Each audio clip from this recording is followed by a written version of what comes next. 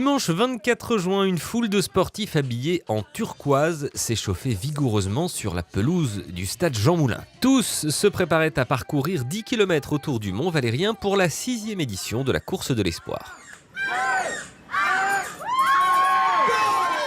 Organisée cette année par l'association L'Étoile de Martin en partenariat avec les villes de Suresnes, Nanterre et Rueil-Malmaison, la course de l'espoir ne vise pas la performance. L'important, c'est de participer et surtout de soutenir la recherche contre le cancer pédiatrique qui cause chaque année la mort de 500 jeunes patients. Heureusement, avec du soutien comme ces associations, ça a permis de déclencher des choses. Leur soutien est extrêmement important parce que c'est des tumeurs rares. Et sans leur soutien, ça aurait été assez difficile de développer tous ces programmes de recherche.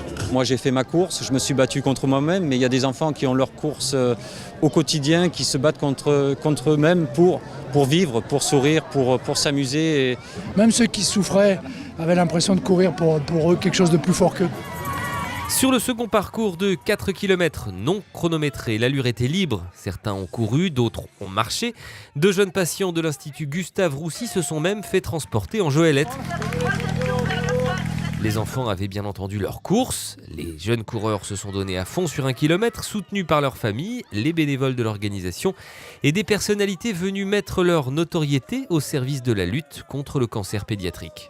Et effectivement, j'ai un petit carnet d'adresses qui me permet de contacter des personnalités et puis peut-être de faire connaître l'association. Et puis voilà, on voit qu'il y a de plus en plus de bénévoles, de plus en plus de gens qui nous suivent, de plus en plus de dons et ça c'est très important pour nous.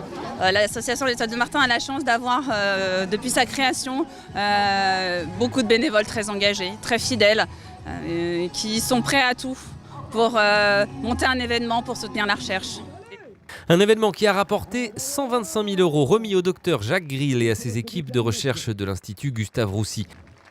On va le gagner sans armes, sans haine, sans bataillon, seulement l'amour. Après une très belle chanson interprétée en duo par Solène Jourdi et Solène Chavannes, la matinée s'est terminée dans la convivialité par un pique-nique géant.